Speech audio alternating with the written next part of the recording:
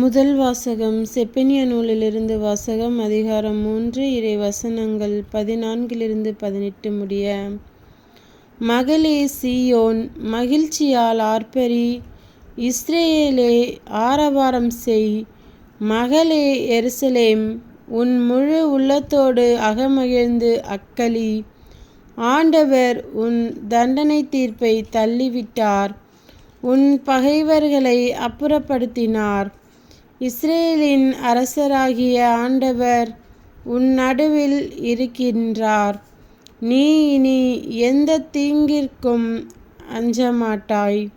அந்நாளில் எருசலேமை நோக்கி இவ்வாறு கூறப்படும்: சீயோனே, அஞ்ச வேண்டாம், உன் கைகள் சோர்வடைய வேண்டாம். உன் கடவுளாகிய ஆண்டவர் உன் நடுவில் இருக்கின்றார்.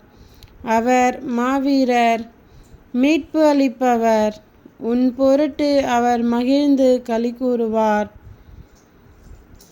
தம் அன்பினால் உனக்கு புத்துயிர் அளிப்பார். உன்னை குறித்து மகிழ்ந்து ஆடிப்பாடுவர். அது திருவிழா காலம் போல் இருக்கும். உனது துன்பத்தை அகற்றிவிட்டேன், ஆகவே இனி நீ இழிவடைய மாட்டாய்.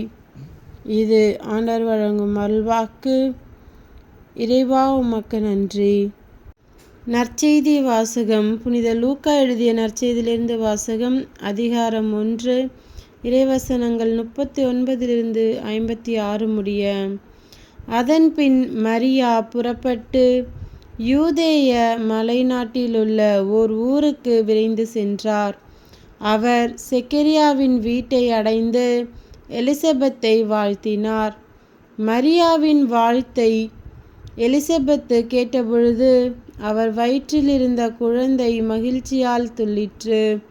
எலிசபெத்து தூய ஆவியால் முற்றிலும் ஆட்கொள்ளப்பட்டார். அப்போது அவர் உரத்த குரலில், பெண்களுள் நீர் ஆசி பெற்றவர், உம் வயிற்றில் வளரும் குழந்தையும் ஆசி பெற்றதே. என் ஆண்டவரின் தாய் என்னிடம் வர நான் யார்? உம் வாழ்த்துரை என் காதில் விழுந்ததும் என் வயிற்றின் உள்ளே குழந்தை பேருவகையால் துள்ளிற்று. ஆண்டவர் உமக்கு சொன்னவை நிறைவேறும் என்று நம்பிய நீர் பேறு பெற்றவர் என்றார். அதை கேட்ட மரியா பின்வருமாறு கூறினார்: ஆண்டவரை எனது உள்ளம் போற்றி பெருமைப்படுத்துகின்றது. என் மீட்பராம் கடவுளை நினைத்து எனது மனம் பேருவகை கொள்கின்றது. ஏனெனில் அவர் தம் அடிமையின் தாழ்நிலையை கண்ணோக்கினார்.